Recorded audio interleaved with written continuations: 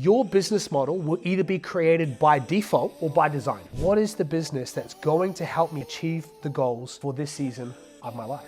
Because if you're spending 10% on sucky work, but that's enabling the 90%, firstly, that might be a trade that you're willing to pay for a long time. Because if that's only a portion of your life, then that might be well worth the sacrifice. We don't go to the gym just because we love the pain, right? It's because the overarching goal of health is worth this moment of sacrifice. The most important question you have to answer is 4 things. Am I working with the people that I love? Am I helping them solve a problem I'm excited to solve? Number 3 is, am I making a promise I'm excited to fulfill? Number 4 is, people don't just buy into what you do, they buy into who you are.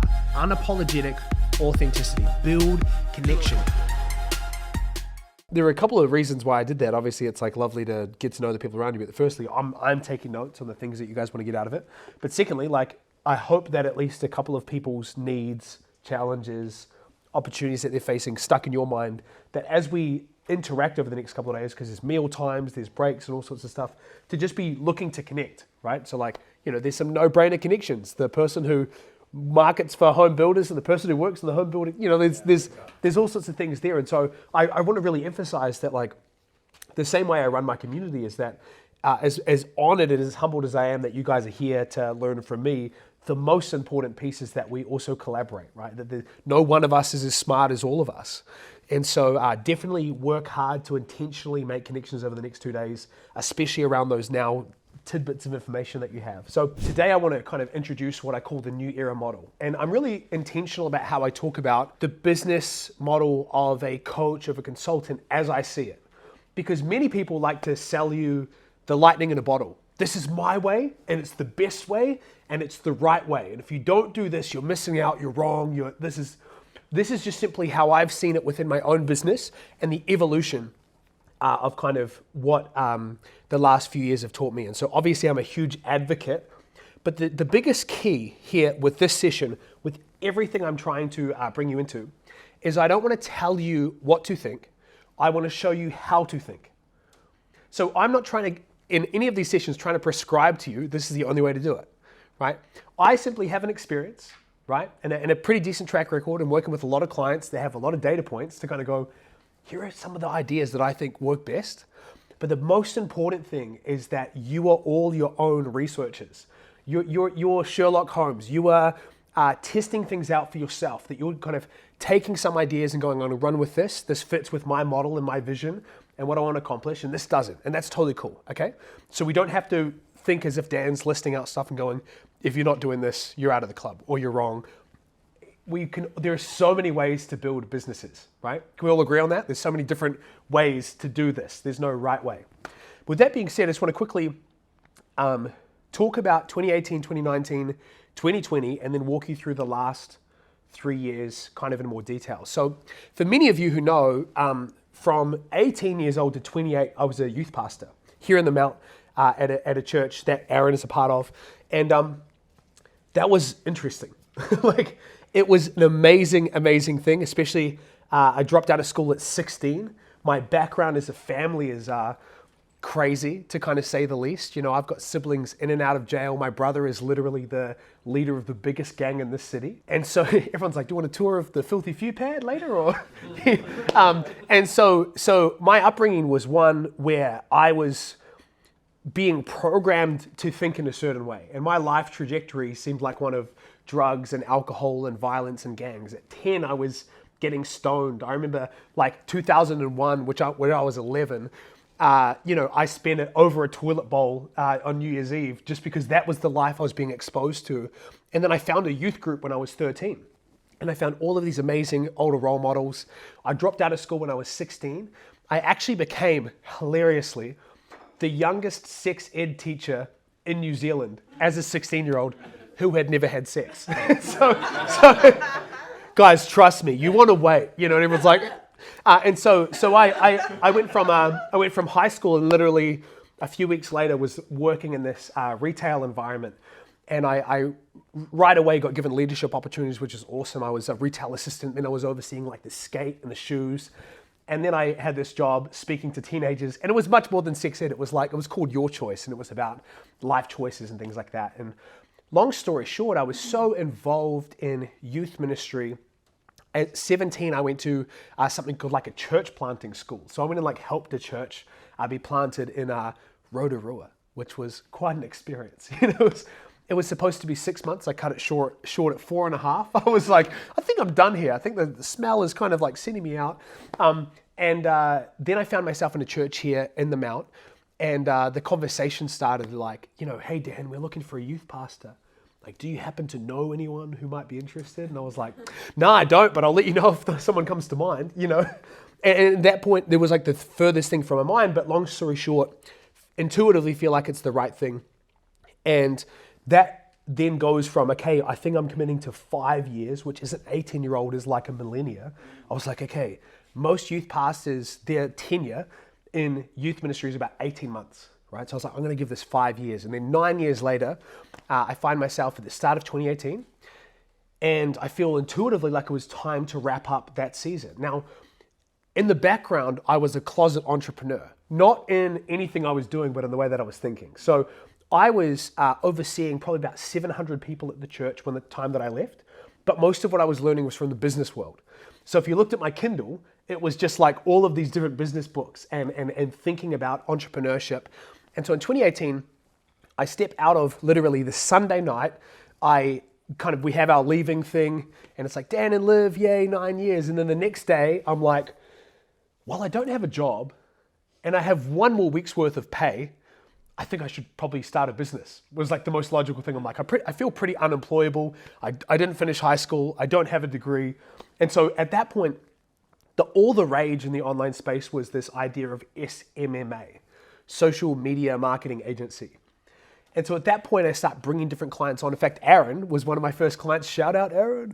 And so I was, running ads for people. I was building websites. I was managing the social media for New World. All of these different pieces in play. And at that point, my model was really simple. Everything for everyone. Right? I was like, oh, you have a problem to do with digital marketing. I will figure out how to solve it. And I'm like working with contractors. And so in that first 30 days, I make $12,000 cash collected, which was a heck of a lot more than I was making at the time. And then I get introduced to this idea of profit. And I'm like, oh, there's revenue, and then there's the money you take home. And then, okay. And so that first year was me just testing things. So even in that first 30 days, I'm working and I'm coaching people. I'm coaching a real estate agent on how to use social media to get clients. I'm coaching a personal trainer on how to take his business online. And keep in mind, I'm like staying one step ahead of everyone. It's kind of like the teacher reading the lesson before they teach you the class. I'm like going through modules of Sam Ovens Consulting Accelerator and figuring all this out. And so in that first year, it was an amazing experience, and it was trial by fire. In 2019, I'm getting a lot of shoulder taps from people I know, Logan being one of them. And everyone's like, how do you do this marketing agency thing? I think I want to start it. So me, following the path of the typical guru, I'm like, I'll create a course on it, right? And so I create a $1,000 course called 6-Figure Side Hustle, and it starts doing really well, right? So I'm like running ads to a Facebook group. I've got like a webinar in there, and I'm selling it via chat. And I get to $20,000 to $30,000 a month relatively fast. And so I kill all of the agency stuff. And then we're in Australia. And long story short, we're in Australia. We quickly find out that this is not the place for us. And my wife, we found out my wife was pregnant like in the process. And so it was just all these different variables. And we decided to come back to New Zealand. So in June of 2019, I've got this $1,000 program that I'm selling, and it's obviously inconsistent and unpredictable, and there's no recurring revenue. And so in 2019, it was kind of version 2 of the business when I brought Logan on, which was I'm going to start an agency, and it's going to be solely focused on helping coaches get calls through webinars. So we started a Facebook ads agency, and that went from 0 to 100K a month in about 9 months. And it was a crazy growth trajectory. I think we got to 100K a month with me, Logan, and then like some funnel builders in the Philippines. And so it was like lean, mean, pretty stressful. I was also only in the business 2 days a week, because 3 to 4 days a week I was coaching for a guy called Taki Moore, who I was previously a client for, and then was coaching for him. And I'll never forget actually being in Bali, January 2020. Obviously we have no idea what's about to happen to the world. And I call a mentor of mine, Alex Sharfin, and I'm like, hey man, our business just got to 7 figures. I'm working for Taki. I'm stressed out of my mind. I'm drinking every night. I don't know what to do. And Alex is just an amazing human being. He looks at me and he goes, Dan, you have a 7-figure business and a full-time job. Pick one. And I have that conversation with my wife. I'm like, yeah, I was talking to Alex and he said this advice. She's like, that's what I've been saying to you this whole time. And it's funny how you need someone else to somehow say the same thing. And so I give my notice and we focus in on this agency. And the agency is going really well. I start hiring way too many people, right? So basically it's like we've got to 100K a month with no one. And now I'm like, yeah, we need this person, this person. I rent like a house down the mount. It's 3 levels. It's like, and there's all these rooms. I've got all these people working for me and I'm like hating it.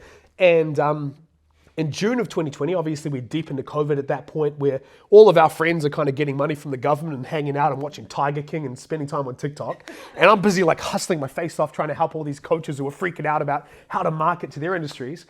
And we get hacked. So June of 2020, one of our team members didn't have security on his Facebook profile.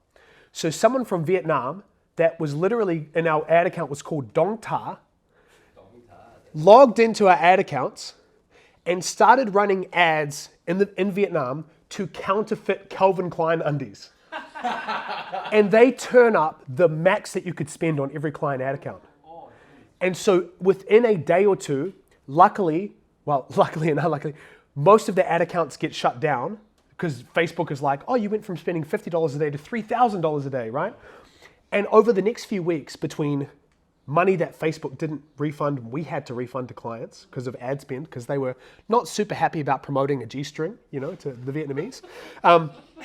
And then we had to credit every person's billing cycle for every day their ad account was down. So instead of having all the money we thought we were going to have, we were having people that had ad accounts down for a week or 2 or 3 or 4. That cost us about $100,000 in cash.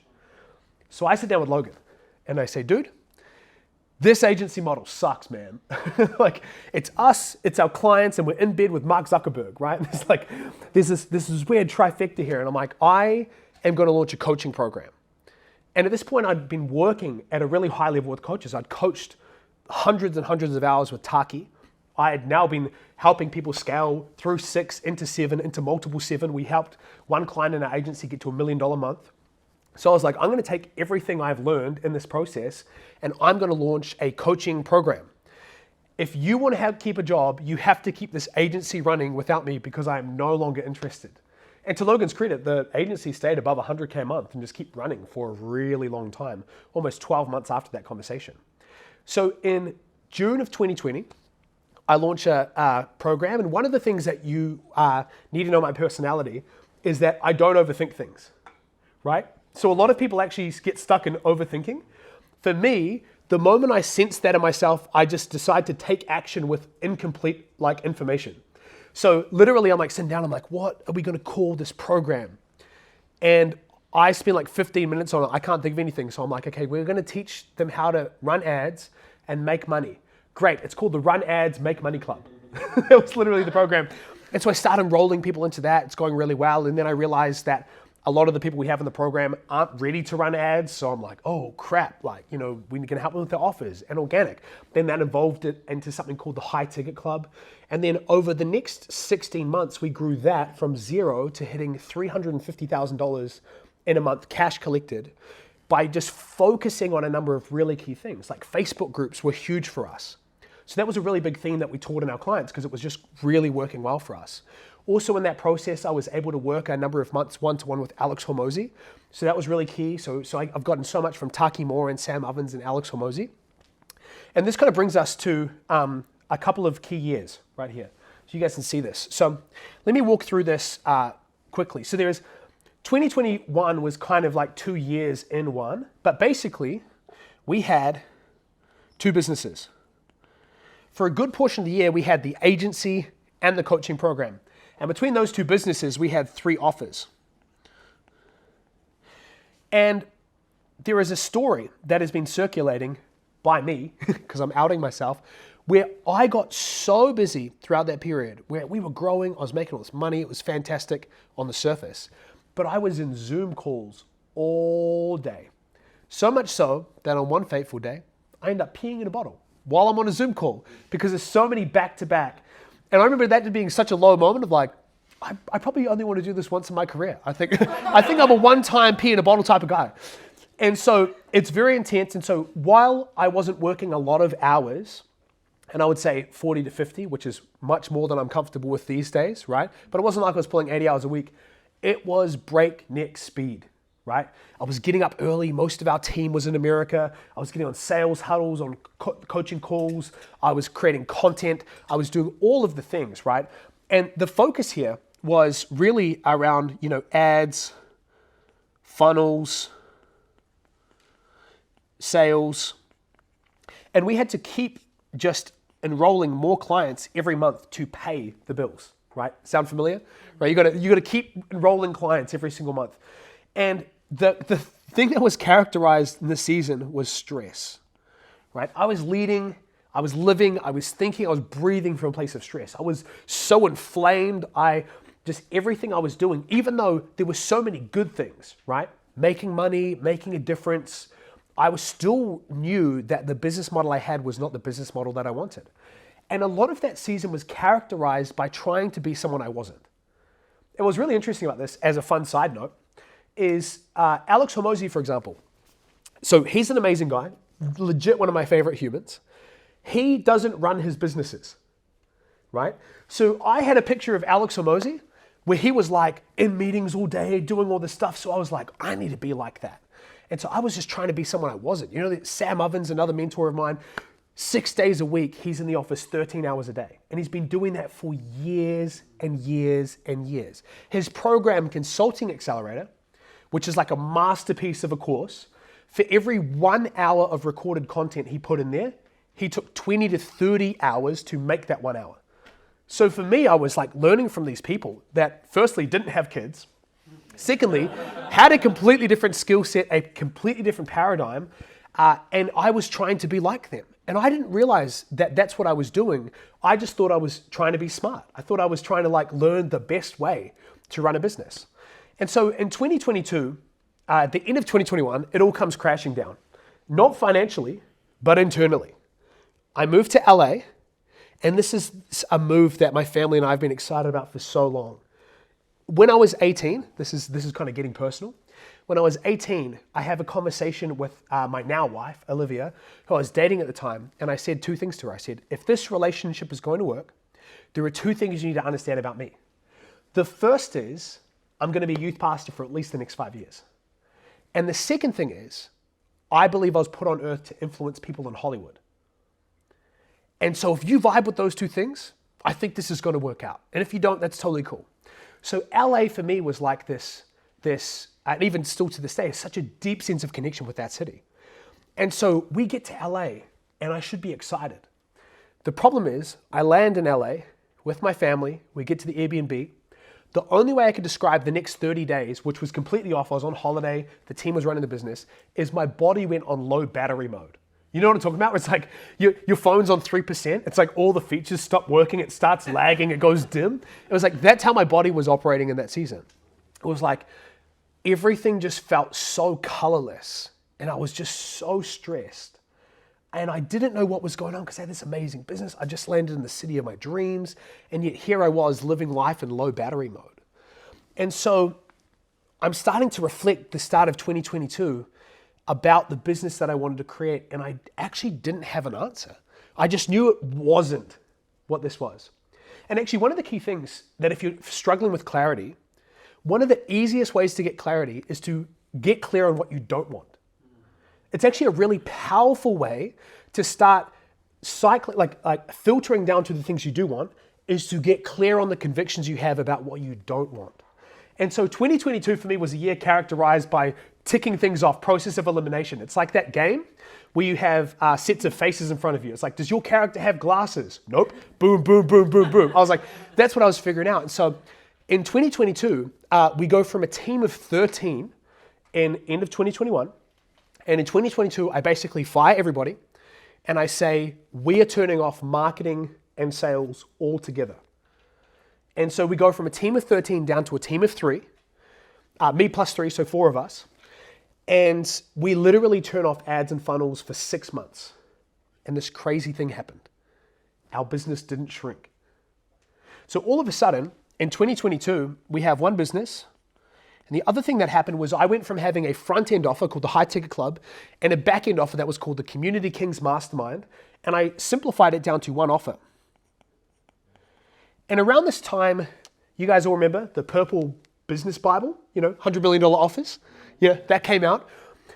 Everyone was obsessed with how do you create an offer so good, people feel stupid saying no. But around this time, I came up with this question for myself, how do I create an offer so good, people would feel stupid to leave? Right? How do you create an experience in a program or a service that's so compelling, that's so powerful, that's such an incredible experience from community to connection to the content to the progress that people are experiencing that people don't want to leave? And so in 2021, we were obsessively getting clients, and in 2022, we started obsessively figuring out how to keep them. So around this time, everything was characterized by simplicity, right? And if we think about the 2021 growth phase, ads, funnels, sales, acquisition, the focus here became retention. How do we retain clients? The other thing that happened was I started to really figure out ways to increase the LTV of certain clients I was working with. So there was one client last year, one sole client, that paid me $350,000 US last year. And so I was looking for ways in which I could extract more value and give more value to the people that I was working with by trying to figure out how to broaden my consulting experience and my consulting skills while still having a business that I liked. And it was interesting because I started moving towards something that most people tell us to move away from, which is selling time for money. But what's interesting is the question then becomes like, we all sell time for money. It's just that some of us are more honest about it than others. And are we getting what we want for our time so that it actually feels worth it? And so I literally started selling consulting hours in this mix. And I should probably mention this. 2021, we did 2 million cash collected. And if 2021 was characterized by stress, 2022 was characterized by simplicity. And what's crazy is we turned off marketing and sales for all that time. It went from a team of 13 down to a team of 3, and we still did 2 million. And that brings us to this year, 2023. So end of 2022, by the way, I hope you guys are following the dates. I know I'm saying like freaking a year every other word. End of 2022, I haven't marketed and sold in 6 months. I reduced my hours to 8 hours a week, legitimately, very little work in the business. And at that point, I wasn't feeling any better. I was still like, I don't really like this business, but maybe it's time that we start marketing and selling again. So I bring back Dylan to the team. I'm like, Dylan, you're the appointment setter again, brother. Welcome back. And he's like, thank you, sir. And then I bring on a closer, and I bring back our closer, Dallas. And I'm like, Dallas, come join the team. We're going to scale again. And we start having these meetings, sales meetings, sales huddles. And I'm like trying to muster all the passion I could possibly find from my head because there's none in my heart. And I'm like, all right, guys, this is going to be awesome. We're going to get to like 10 clients a month. It's going to be great. Like, it's just going to be awesome. And we do that for a couple of months. And I'm like, I am not feeling this. And a couple of things were happening. The first was I realized I'd really lost passion with the way I was helping clients. I'd spent basically 2 years at this point just talking about Facebook groups. So like if I had to answer another like, hey, so like how do we set up the Facebook group? Like what should I call it? I was going to like, and so there was that element where I realized I'd fallen out of love with the way in which I was working with clients. And this is actually such a key piece to think about with your business because we're going to talk about the structure of how you set up your business model soon. The most important question you have to answer is 4 things. Am I working with the people that I love? Am I helping them solve a problem I'm excited to solve? Number 3 is, am I making a promise I'm excited to fulfill? Right? So person, problem, promise. Number 4 is process. This breaks down into 2 pieces, unique mechanism and deliverables, okay? Am I excited about the way in which I'm working with them? So you could help coaches get more calls, get to 100K a month, and you could do it through a SaaS. Right? You could do it through a one-to-one coaching program. You could do it through a leverage coaching program. You could do it through an agency.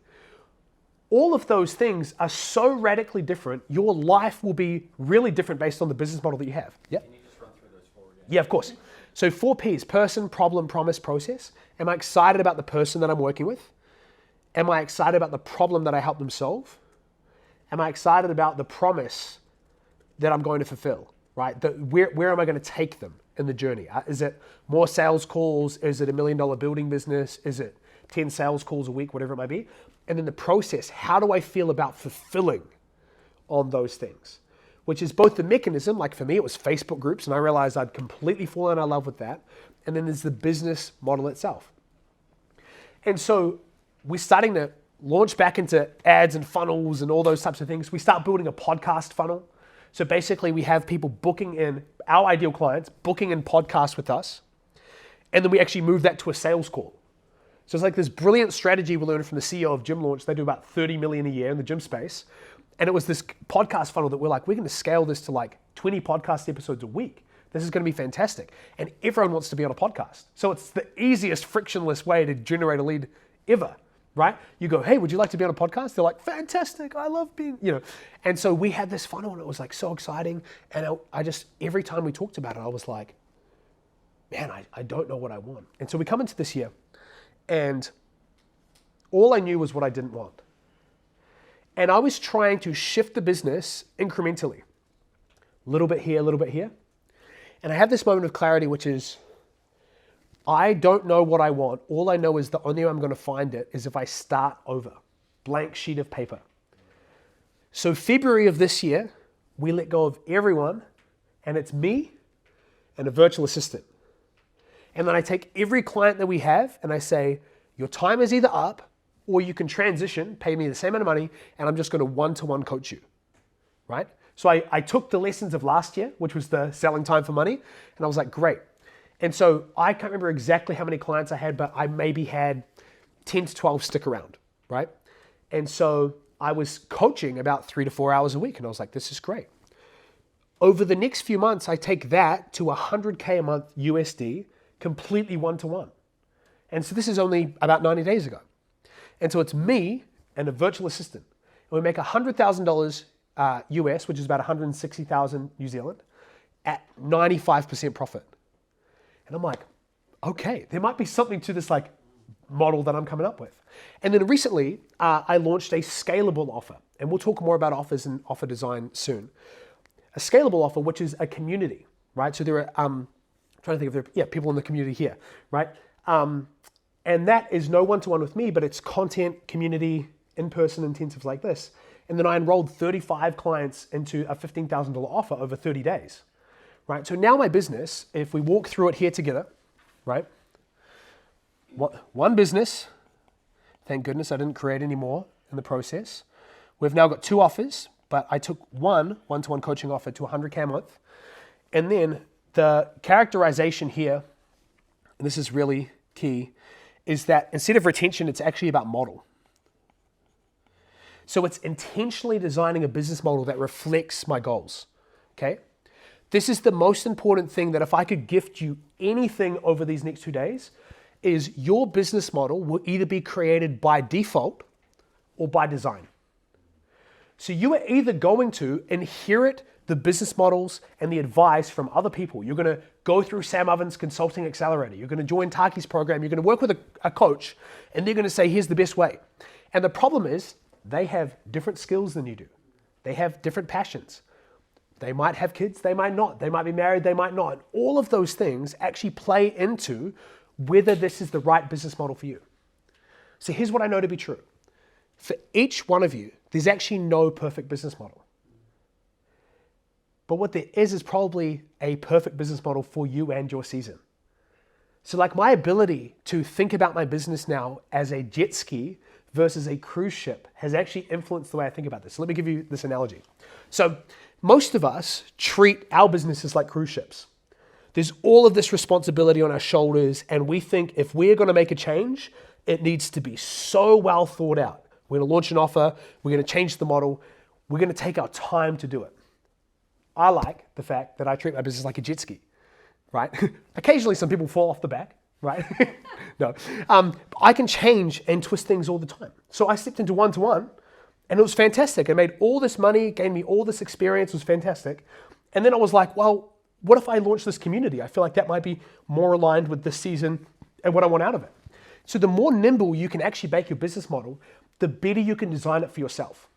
Because every single one of us not only has desires, big desires over our life, right? Who do we want to become? What kind of business we want to have? What kind of money do you want to make? You actually have seasons, right? So anyone who has kids knows that those first few months, chaos, bro. It's like getting thrown into the fire.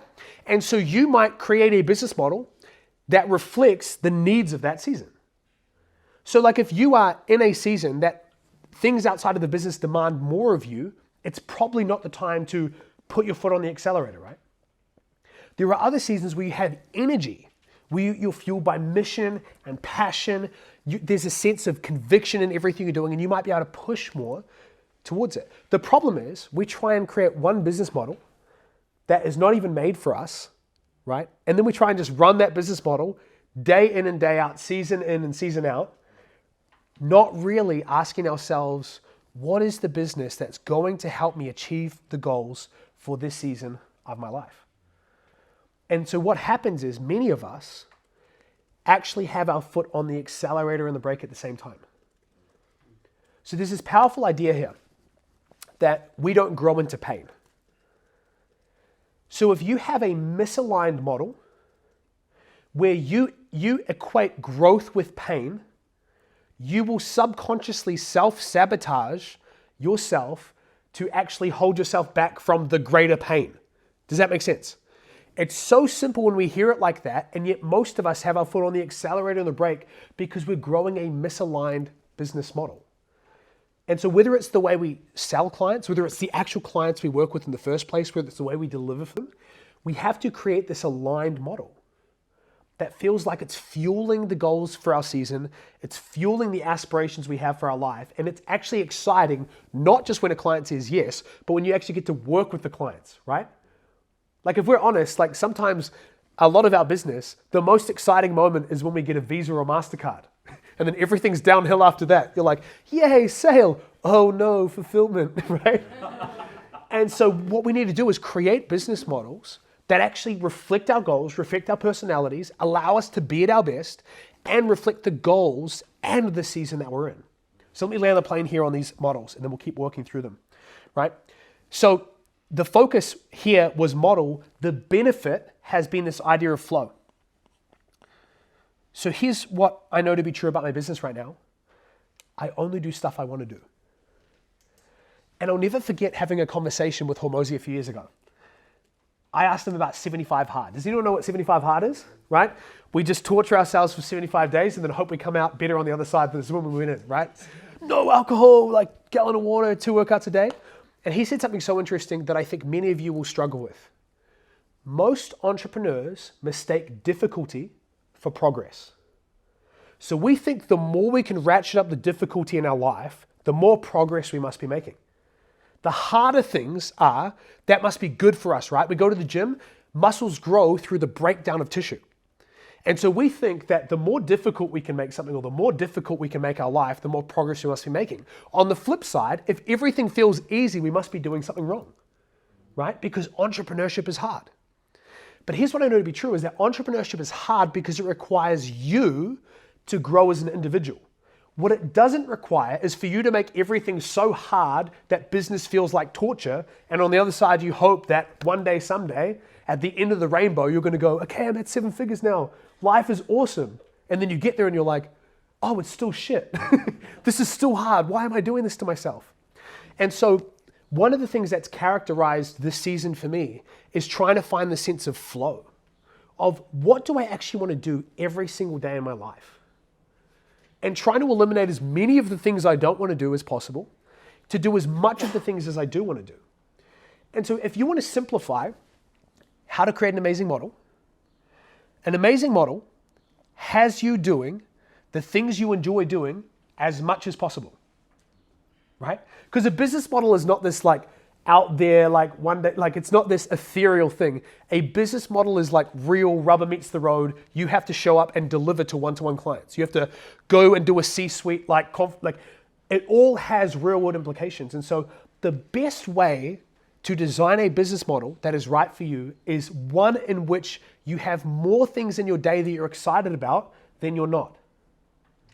Because we often struggle to actually make our aspirations in life real. We say things like we want to live a great life. We want to be on our deathbed and be close to our kids and have all of these things we're proud of. When the reality is a great life is just made up of a lot of great days, right? And a lot of great days are just filled with a lot of fulfilling activities. And so the easiest way to see if you're going in the direction you want to be going is ask yourself, how do I feel about the days that I'm living through and working in right now?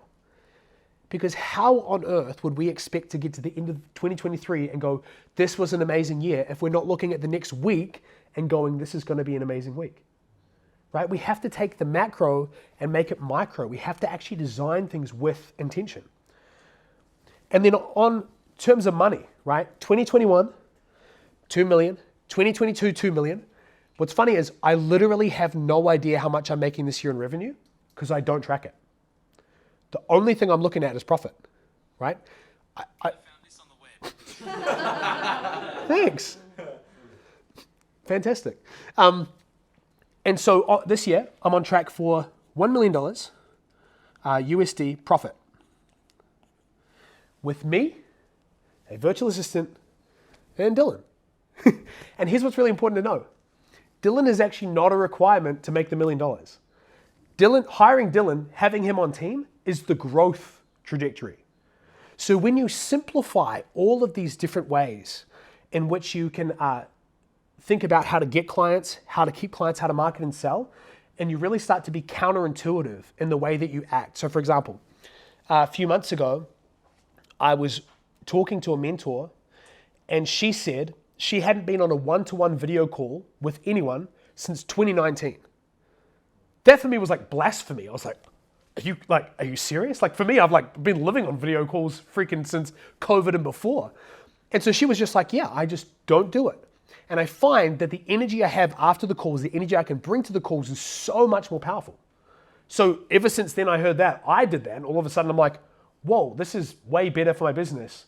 And I can be out walking, I can be doing whatever, I can be out in the sun. This is amazing. That's an example of a preconceived notion I had around how these types of businesses needed to be run.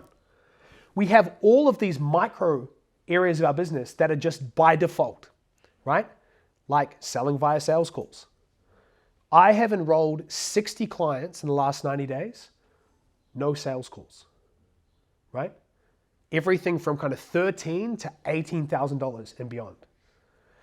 And so I want to really expand your mind around the things that you assume to be the way they have to be by default.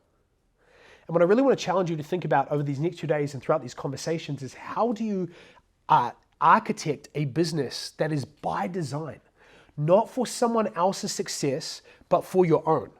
Not just a reflection of someone else's goals and zone of genius and skill set and experience, but reflective of your own. So, let's walk through, I'll actually skip this. Let's talk through the new era model right now. But is this making sense so far? Any questions so far? I have a question Yeah. about the flow thing. So you're talking about like designing a life or a business that we have more good days and bad days and more Yeah. good things you do. What if you're like, this is probably where I struggle. Like my life is epic, right? Yeah. Like what you see on social media is what my life actually looks like. Yeah. My business has such a small play in what I do, but what I do in my business right now in this season sucks.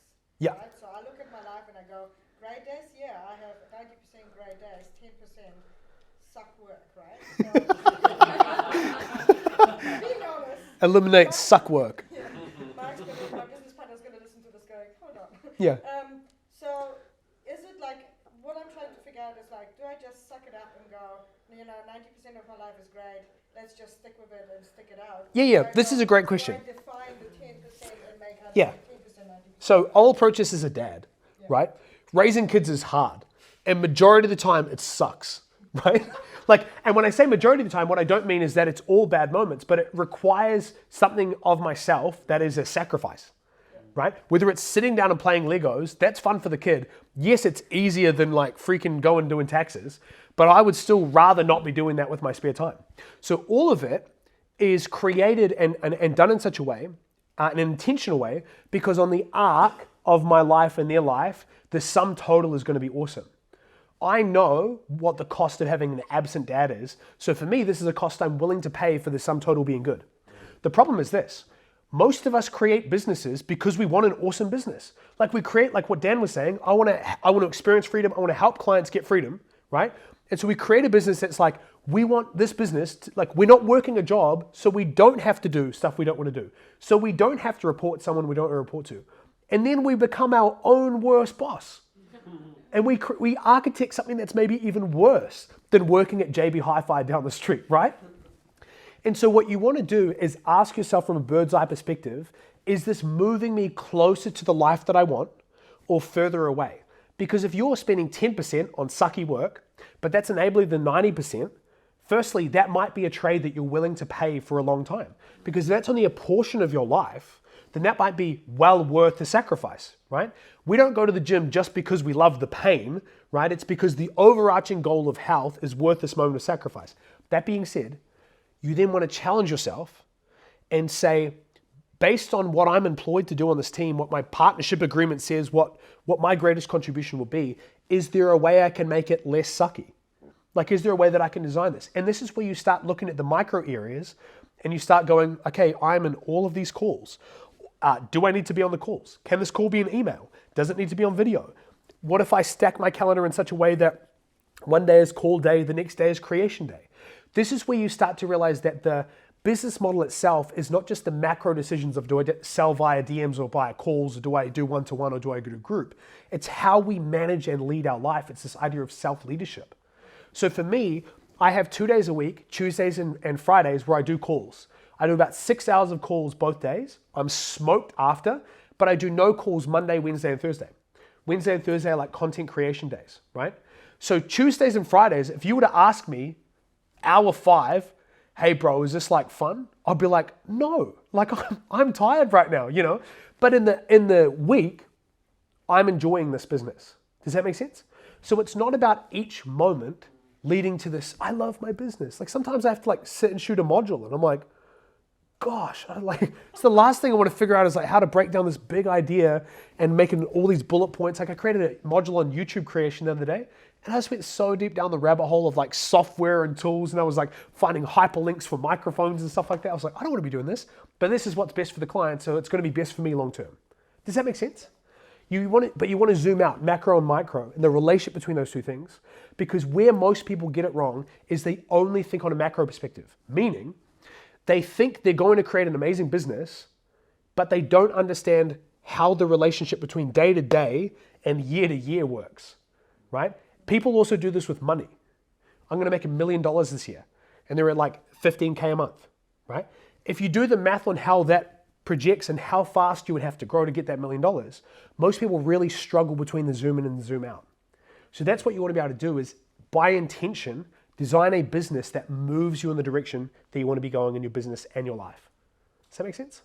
Yeah, you just basically told me to suck it up and enjoy my life the way I'm living. But thank you. Possibly. If that's what you heard, then that's what you needed to hear. Dan, can I just ask, I love that you're challenging the paradigm because we often get, hey, this is how you've got to run this business model to scale to this height. So I find that really refreshing. And obviously there's a lot there, which I'm like, hence why I'm in the room. I'm like, really high profit model, simpler, doing more of the things that you love. It's a model that is built around your skill sets. So how transferable is that to other people? Yeah, so this is a great question, and I'll probably defer it to the next session where we're going to talk about model and offer design. Is that cool? Yeah. Yeah, because I talk about how to build around yourself and how to build around a team. But one of the things I will say is that we almost always, like the old quote, businesses die more often from indigestion than starvation. So what we do is we create a really complicated model, right? Or a really complicated team. And then when you think about how most of our offices are right now, like my office in Bali, one day, I was like looking there and there was like computer, microphone, screen, lights, and then I think I had one other thing. And I was like, goodness, I need a cord management strategy, right? You know, because you just got the thing, I had a treadmill, I had a treadmill desk, right? And then I had a standing desk, so it was another cord. And I was like, I need a cord management strategy. And then I just had this thought, what if I just had less cords? And so all of a sudden I just started ruthlessly eliminating all these things. I'm like, I don't need these lights. I've got windows right here. Like, I'm good. And so I started questioning whether or not I needed this in the first place. And that was what was so interesting about 2021 to 2022. I had 9 less team members and made the same amount of money. So if you asked me in 2021, do I need the team members? I probably would, with high conviction, been like, totally. Yeah, this person's amazing. This person's amazing. What I didn't realize is that I lacked the discipline to only add out of necessity. I was forever hiring out of vision, right? So I was like, yeah, this person don't really need a full-time role, but they're great. Or I was afraid to fire people. And so you'll see this a lot with people's business models with offers. You might have one offer that's bringing in 80% of the revenue and one offer that's bringing in 20% of the revenue. People lack the discipline to eliminate the one that's 20% because it's still making money, right? So you can justify every area of business. Oh, I'm doing this funnel and I'm playing around on TikTok and it got a lead a few weeks ago. And it's like, cool. Like, you can make money in any way you want. But where is your focus and energy supposed to be flowing to? Because there is a finite energy and time that all of us have. And so it requires that discipline to not just go, okay, I'm going to fire everyone like Dan so that it's just me, but to look at every area of your business and justify its existence, right? And based off the business that I want and the lifestyle that I want, having these things, do they move me closer to that or further away? So for me, I 100% know I would make more money if I had a sales team right now. But then it would require me managing a sales team, which sounds like hell for me in this season. And so that's where you want to start being ruthless and asking justifying every area of your business's existence, from team to funnels to offer to levels of service, whether we want to continue this and is this moving us closer to the business and life we want or further away. Does that make sense? Yeah, it does. Cool. We'll circle back to that. Mind just quickly explain what you meant by they digest it and digestion. Digestion, starvation. So here's what's really interesting.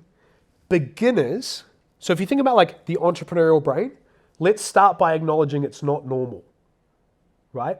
How you think is not how most human beings think. So that's why if you're a YouTuber, you will get infinitely more views on YouTube if you do a video on how to stop procrastination rather than how to find focus. Does that make sense? Most of the world's population has an idea that they've been thinking about for years. It's that book I want to write. I think I'm going to do a half marathon. I've got important things to do on the to-do list. But here's what we do. When we're confused or stressed, a normal person, right? A normie, they will actually go to inaction. Most of us will go to overaction, right? So we will actually do more when we're stressed. Like when your business isn't growing and you don't know why, most people don't sit on their hands and go, let's just see what happens. Most people start launching new offers, hiring team members, launching new funnels. And so most businesses die from doing too much in too many different ways. So I work with people all the time and we're on an onboarding call. They could be making a little bit of money or a lot of money, it doesn't matter. And the theme of 17 different funnels, I've got this offer, this offer, this offer, and this offer, and this offer, is so common versus people with lean, simple business models, right? Because it requires so much disciplined thought and action to get there and stay there. And then the worst part is, the longer we're in business, typically the worse the business gets, right? It's the cord management strategy. If you don't manage how many devices you have, you then just keep adding new devices without taking them away. It's what my wife is criticizing me of right now. I'm like, come on, babes. It's just a third computer. Of course I need this. But the point being is that if we're not designing our businesses by intention, by default, it will just become messier, which is where you have struggling entrepreneurs that have 6 businesses, right? Have you guys ever encountered this? This is huge in New Zealand, right? It's and it's huge in the LinkedIn world as well. Where it's I remember taking sales calls from LinkedIn in 2019. And I remember their profiles were 3x founder, crypto investor, advisor, doing all this. And then you get on a sales call and they're like, yeah, I'm just unemployed right now. And you're like, whoa, where do we get to there? But it's because typically it's so uncommon to find focused entrepreneurs, because that's not the default place of an entrepreneur. That's what you have to fight for, right? And so that's where the saying starvation versus indigestion is, that it's not that a business dies because we don't do enough or because we don't have enough. It's because we do too much. Yeah. And all that energy and focus is in so many different areas. Yeah, so you're not actually digesting what you're trying to do. Yeah, totally, right? Okay, the new era model. Let's break it down. Feel free to take notes. You'll also all get these PDFs after. But this is the new era model as I see it. So there are 4 main areas of the new era model, okay? The first is mastery. The second, and we're going to spend a lot of time on mastery for the rest of the session. The second is model. The third is conversion. And the fourth is leverage. So let me define what the new era model is about. Really simply put, the new era model is designed to build a business where as it gets bigger, life gets better and not worse. Most people's lives get worse the bigger the business gets. So you have people who are at $20,000 a month, making $15,000 a month of profit, and it's fantastic, right? But they have this appetite for more. So then they go for $50,000 a month, and their profit goes to $20,000 a month, right? Or whatever it might be. And then you have that thing like, we have clients all the time, they go from like $35,000 a month, mostly profit, to like $100,000 a month and the same profit, right? Now that can be strategic if you're going for an exit or you're a season of growth for short periods of time. But what happens is businesses, as they get bigger, mostly for the owners, they get worse, right? Less profitable, more stressful, more people to manage. And the only thing you have going for you is a really sexy Stripe screenshot. Oh, I'm making all this money, 7-figure entrepreneur, whatever it might be, right?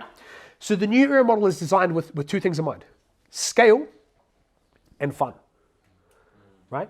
And then the third piece of that is client results. If we can get that trifecta going, right? Fun, profit, and client results, we are moving in the right direction, right? So this is subjective in that whatever it needs to look like for you to hit your goals, but it's based on the foundation that we want to build a business that as it gets bigger, life gets better and not worse. So let me touch on each one of these things, then we're going to go deep on mastery for the remainder of the time. But are you guys good? Yeah. We tracking well? Cool. Anyone need a drink break? Cool. Feel free to grab a drink if you need. By the way, you can get up and grab a drink at any point. So the first area is mastery. And we'll be diving deep on this, but I just want to quickly surface level. Tony Robbins says 2 things. Well, so firstly, let me read these 2 quotes. Alex Sharfin, the guy I told you about before, is, if you don't have the business that you want, it's because you haven't become the person who can run it yet, right? Let me say that again. If you don't have the business that you want, it's because you haven't become the person who can run it yet. Second quote, Tony Robbins, success is 80% psychology, 20% strategy. So this whole idea of mastery is the foundation of your business. Most people think they're just one funnel away, right? Wouldn't that be nice? Oh, I signed up to ClickFunnels and my first funnel built the business that I wanted. But the reality is that people neglect this area. We're going to go deep on this throughout these 2 days and in this session, because I believe for some of you, the only thing you have to do is raise your level of self-leadership and self-mastery, and you will achieve a better business. You might not even need an additional funnel. You might be searching for a tactic, but the thing you need is greater psychology. So we'll be talking about that. The second thing is model, right? We've had so much discussion on this already, but really this comes down to the way in which you serve your clients, right? That's ultimately it. Like, it's model and offer, right? What are we selling? What are we delivering? Does this align with our goals, the business, the season that we actually have? Number 3, how do we take people from cold to sold? Right? So conversion is about appointment setting. It's about sales, ads, funnels, sales teams. All of that fits into that. But it's really about, do I have a mechanism to take people from cold to sold with the least amount of stress possible? A lot of ways to convert clients, very few that feel simple. And then number 4, how do we create leverage so we are not doing everything ourselves, right? So I only have a team of 2, but those 2 people do stuff I don't want to do, right? So my virtual assistant handles so many things that I don't want to do, or that I'm not good at, or that my time is better spent somewhere else. So leverage is about creating systems, automations, maybe even using AI, team members, to buy back your time. So you can focus on revenue generating activities in your business, right? So like last night, we're trying to figure out microphones, right? So we go and buy some microphones and like we're figuring all this stuff out. And I'm like, cool, Dylan, you got this sorted, bro. Like, I'm just gonna go hang out in my room for a while, right? The point is that there are so many things you can do in your business, but are they the best use of your time and energy, right? That's what leverage is about, right? How to create a business as it gets bigger, life gets better and not worse, that leverage piece is so key. So let's spend a few minutes on mastery, and I would love to open up for questions. Then we're going to have lunch, and then we're going to have a breathwork session. Okay, so mastery, self-mastery, there are three key pieces to this, okay? And for some of you, this is the most important session these 2 days, is opening up this conversation in your head, okay? So, number one is your heart. And all these three are H's, right? Heart. Your heart is about your essence as a human being. This covers your character traits, it covers your emotions. And so much of the limit of your business right now is your heart. It's the essence of who you are. So like if you do not learn how to regulate your stress or your emotions, deal with setbacks and hardships, you will forever be limited by the amount of growth and the pace that you can keep, because this thing is constantly pulling you back. The second piece is your head. This is your psychology or your beliefs. So if you think about your brain like a garden, the question is your garden dominated by weeds or flowers? And for many of us, we actually have so many self-limiting scripts and beliefs that our psychology is so poisoned through the programming of the world, from the programming of our childhood, of trauma, of the different things people have said to us over the years, that actually the biggest limitation is just simply that we don't believe in ourselves, right? And we don't have the right psychology that supports the goals that we want. And the number three is your hands. This is your skill sets. So do we actually have the capability to do what needs to be done for the business to grow? So Paulina was talking about copy, right? Copy is a skill set. If you don't learn the skill set of copy, it'll be forever the thing like that's a hole in the bucket that the water cannot rise above it, because it's a skill set that's holding us back. And so what we want to do is get really clear on the skills needed to scale. You could have the right strategy. You could have the right psychology. You could have the right team, the right funnels. If you do not have the skills, you will be like a 5-year-old in a Tesla, right?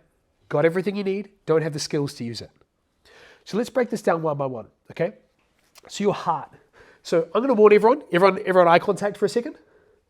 We're about to go deep, okay? And this might get a bit esoteric, and you don't have to fully tune in and go, I 100% believe what Dan is saying, but I at least want to expand your capacity to think about yourself on this level. So I have done thousands of hours of coaching, pastoring, counseling through the years of pastoring and through the years of coaching. Even in the last 3 months, I've probably done 300 hours of coaching, right? Here's what I know to be true. Every single one of you has a worldview, a way in which you see yourself, a way in which you see the people around you, a way in which you see God, whether you believe in God or not. You have a view of the universe. Is the universe inherently bad? Are we on this spinning rock by accident? Like all of these things actually play into the way that we interact. Like I have family members, life is out to get them all the time. And if they are looking for evidence that everything is bad, all they need to do is turn on the news, open the newspaper, go to social media, and everything sucks. I also have many friends that they think life is beautiful. And all they need to do is, oh my gosh, just get out of here. I don't know why that's happening. Anyway, I have friends that they think life is beautiful, and so everywhere they look, they find evidence for what they find, for what they're looking for. So here's what I know to be true of all of us, is that we have a worldview. We also have emotional states that we live from.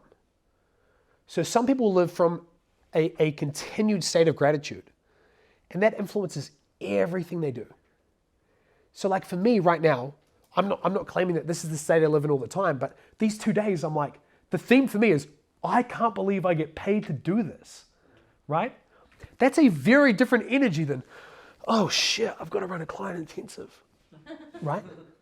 And these are like, I'm saying this tongue in cheek, but you all have scripts in your mind about how you actually live your life. You show up to a team meeting, oh, I can't believe I have to run this team meeting. I can't believe I've got to manage these people, right? Forgetting you're the person who hired them in the first place, right? And so you have to be, one, aware of where you are, and two, aware of your capacity to grow beyond it. So I'm going to start with a very, very personal thing, and then we're going to get into these kind of esoteric scales, okay? So last year was such a hard year because I thought the stress I was running from was external, right? So let me take you back to 2021, right? Low battery Dan, right? I was like, oh, I'm working too many hours, right? Which was true. Like, and there was so many years of built up stress that I was like, the thing I need to do is take a break. So eliminated sales and marketing, simplified the business, team of 13 down to a team of 4. The catch was October of last year, all the way into this new plan, I still felt exactly the same. I was working literally 8 hours a week, making $100K a month profit. Life should have been like epic. And I was like, this sucks. And so eventually I just get so used to it. I'm like, well, I might as well just like launch the business again. And what I didn't realize was there was an internal stress that I've been living with my whole life. And there were unresolved traumas and things like that. Like my dad left when I was 3 weeks old. And we had an incredibly turbulent life. When I was 11 years old, I got taken hostage for a few days. My sister and her ex-husband, he took us hostage. It was a horrific few days. I get picked up by my mum from this house in Mangere in Auckland, and she picks me up on my birthday. This is when the hostage situation ends, and we never talk about it. And we literally don't talk about it till 2 years ago. What I didn't know is she didn't know that that happened. So I'm 12 years old. I've just been taken hostage for a few days. And then all of a sudden, I'm just back in school the next day. And I'm like living this life. Now, here's what's funny. If there's a funny side of that, right? I remember listening to a podcast 2 years ago. I'm 32, about to turn 33. I remember being like 30, listening to a podcast, and someone was talking about trauma. And I remember thinking, I'm so glad I don't have trauma, right?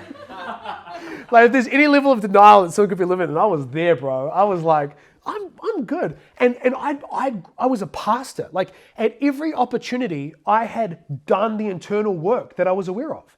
Like I'd thought a million times, I forgive my mom, I forgive my dad. I'd done all these things. And it wasn't until last year I realized that so much of the state of who I was being held back from these things that I refused to deal with. And for a long time, I wasn't even conscious of. January of this year, I had so much anxiety about coming back to New Zealand and being immersed in the brokenness of my family again. I actually decided not to come back.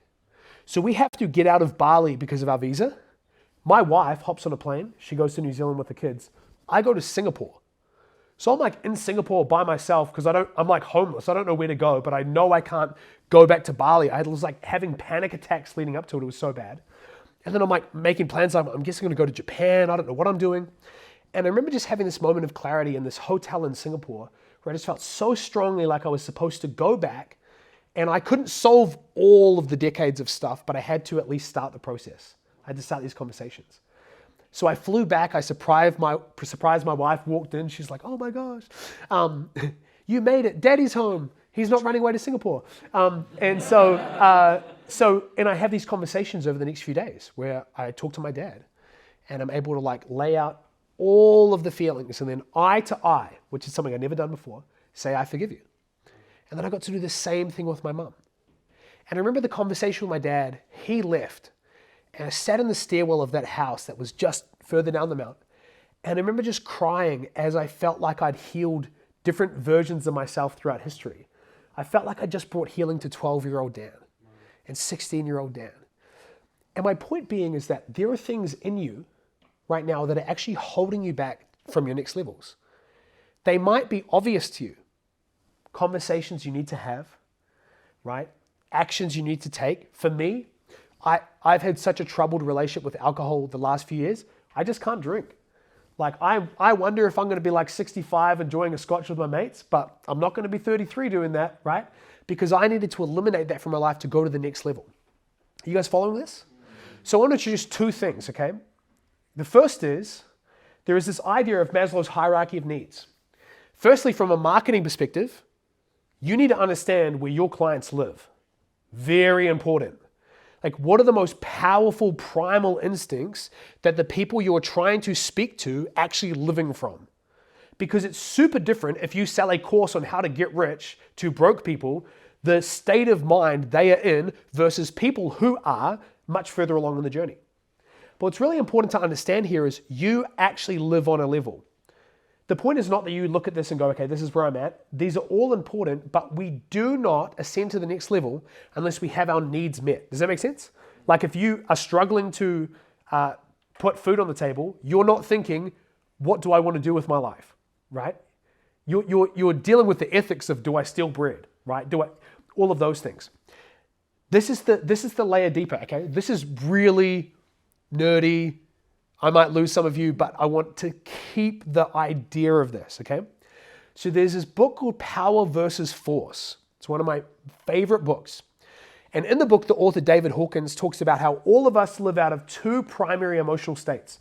We either live out of force, which is we are trying to get things from other people, or we live out of power, which doesn't need anything from anyone else. Right? We're not trying to make our agenda happen in the world. We're living from a more beautiful place. You might also think about it in terms of living from fear and living from love. And he put this thing together, and I'm not about to present it to you as if it's scientific fact. I want you to think about it in terms of, this is interesting, okay? This is a map of consciousness, okay? So let me just walk through this right here, okay? So we're all familiar with the idea of enlightenment, right? The saints of the world that are just absolutely crushing it, right? Maybe they live in society, maybe they don't, right? But these are the people that feel so spiritually connected. These are the gurus of the world, right? You would think about Jesus, you would think about Gandhi, you would think about these different people that would be in this space. And then if you go all the way down here, there are people who live in shame. That is the primary emotion that they bring to everything they do. This is their identity. This is the sexual abuse they encountered when they were younger. And what that does is that leads them to the predominant emotional state of humiliation, right? And then you have a view of life, it's miserable. You have a view of God that's despising. And I'll be honest, I literally don't know what any of that process stuff means at the end. So we'll just eliminate that. If I could scribble it out, which I can. Booyah. No idea what that means. Let's keep rolling. So here's what I want you to think about. If you look at these, right, and think about the emotional states for a second, I want you to have a look and where you think the emotional state is that you relate to the most. We're not going to share it. This is purely internal for you, okay? You will have a predominant emotional state that paints the picture of your life. So for many of us, right, if we get clients from a place of scarcity, that's completely different than getting them from a state of abundance.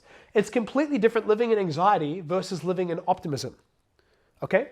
Then if we look over this side, let me go over here. Giving you guys crowd work. High five.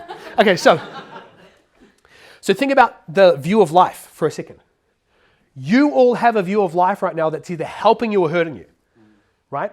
Like I'm deep in my family being back here, right? Their view of life, I would say, is like disappointing, right? No matter how good things get. Like I was talking to someone in my family the other day, don't want to name names, don't want to name and shame. They had like overgrowing trees, right? A friend came and cut the trees down for them. Do you know what their next thought was? Oh, now I've got to figure out what to do with the branches. There are people who live in that state, right? And so what we need to understand is, firstly, there are states that completely undermine what you're trying to do in your business. You're saying you want to impact people, you're saying you want to live a life of freedom, and then you're living out of shame and misery, wondering why that's never going to take place. But the person you need to be and you need to become to lead the business and create the business that you dream of is only going to happen over this line, right? And it doesn't mean you can't build a big business, it just means you won't know how to build a fulfilling one. Plenty of people are building billion-dollar empires trying to prove the 15-year-old bullies wrong, right? Trying to live out of the comments that my dad said I would never amount to anything. Hormozi talks about that openly. Literally his first few years in business was just like him hate-fueled trying to like prove his dad wrong. You can build great businesses like that, great as in big. You can't build meaningful businesses.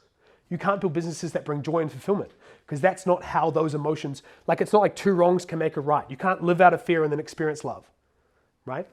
And so what I want you to do is to think about these levels and to not judge yourself for where you are, but to firstly be honest with maybe a level that you are conscious of, one that you relate to. And for many of us, we live so unaware of the views of life that we bring to everything we do, right? Our team members are a burden. Our clients are demanding, right? Sales is hard. Marketing sucks. And we have all of these views that we bring to everything we do, and then we wonder why we build businesses and it's really hard. And I want to encourage you guys to be thinking about these levels. So let me flash through 2 more, then we'll have a couple of minutes of questions. Okay. So the first question I want to ask you here is, what actions do you need to take to grow in your emotional health?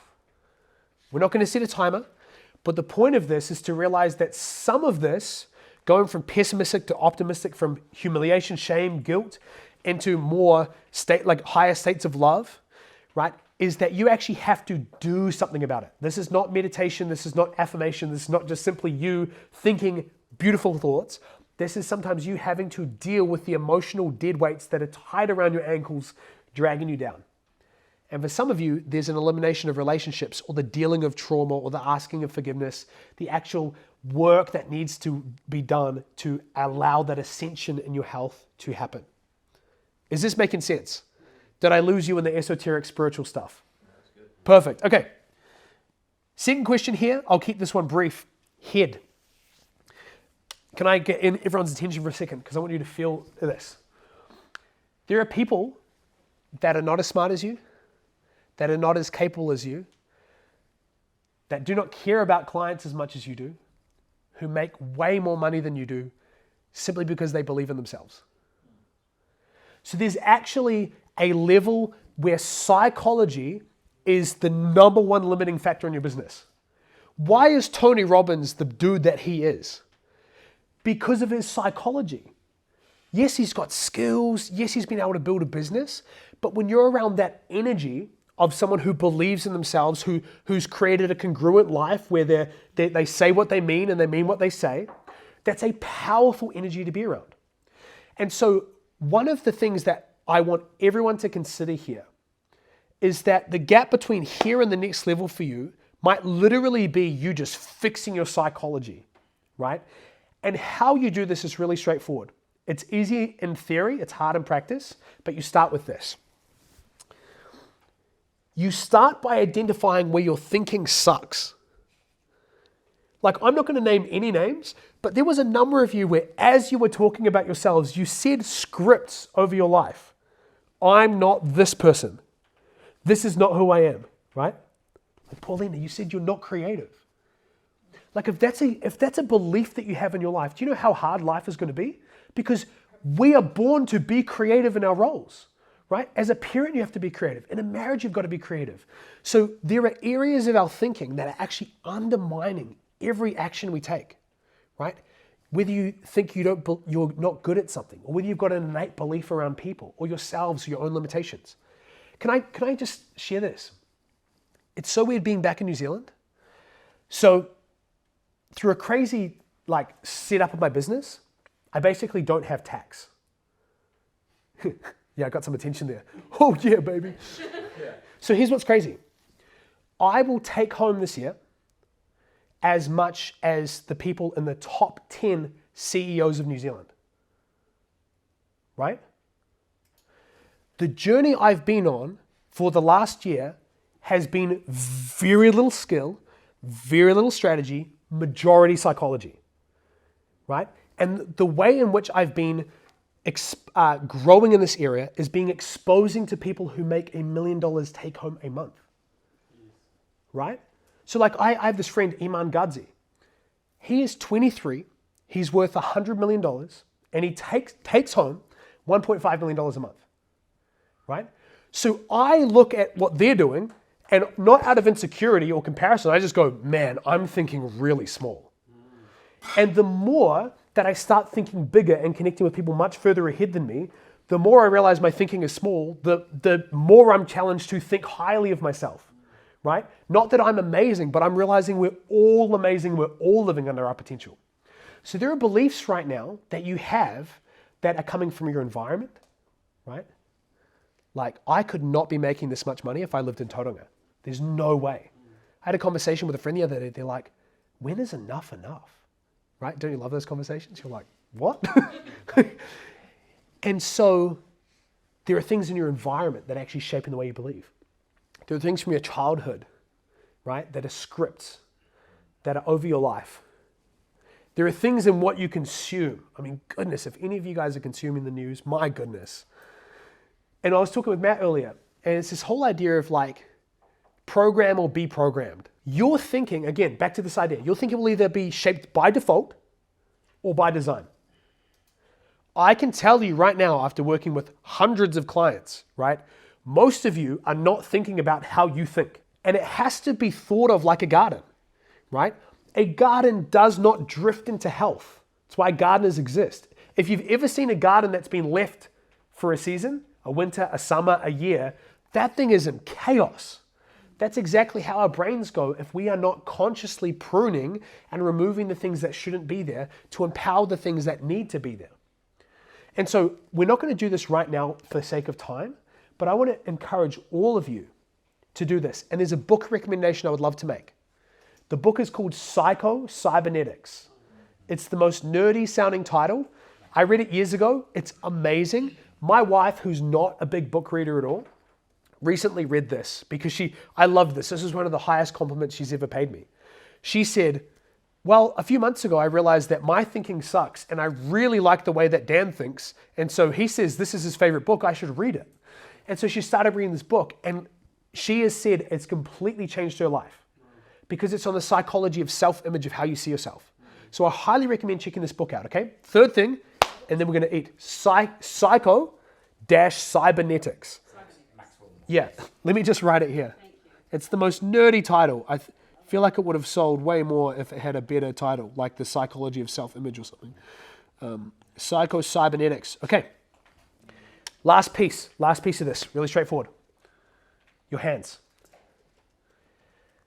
You need a skill development plan. A skill development plan. You have to intentionally work on the skills needed to get to the next level. This season for me in my life is all about communication. So all I'm focusing on is how I can be better in these environments and be better on video. It doesn't mean I'm not going to deal with being a better coach, like working with people, designing programs, but that's the number one skill I'm trying to develop. For some of you, there is one skill that's like the limiting factor, right? It's your ability to communicate, your ability to sell, your ability to market.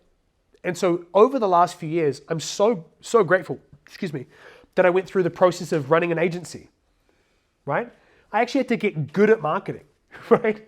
And so when I then came to marketing for myself, it was easy. Like I find marketing fun, right? You might be going, that's crazy, but that's what happens when you get good at something, right? You actually approach it and it's like a fun problem to solve. And so I want you to be thinking about your business and get really clear on two timelines. What are the skills I need to be developing over the next 6 months? And what are the skills I need to be developing over the next 5 years? Because there are realities that are in your future that are not now, right? That are in future seasons that you know you need to be doing, right? Like for me, I know there will be a day where Dan swallows his pride, builds a team again. And it will be the right season and it will be more than me, VA, Dylan, right? But right now, that's not my primary skill. And so you want to get clear on these things. And so here are the 3 questions, right? Think of your business and write down 3 skills needed to take it to the next level. So some of you need to dive into the abyss. You need to go to the area of your business that you've been fighting to avoid because it's the areas that we avoid the most that are often our biggest Achilles heels, right? Like I hate sales. Like I never want to teach on sales. I don't like thinking about sales, but I've sold millions of dollars on the phone. So I had to do something I didn't enjoy to get the skills. Now, luckily that wasn't my whole job. I didn't become a closer for somebody, but I closed for myself because that was a skill set I knew I needed.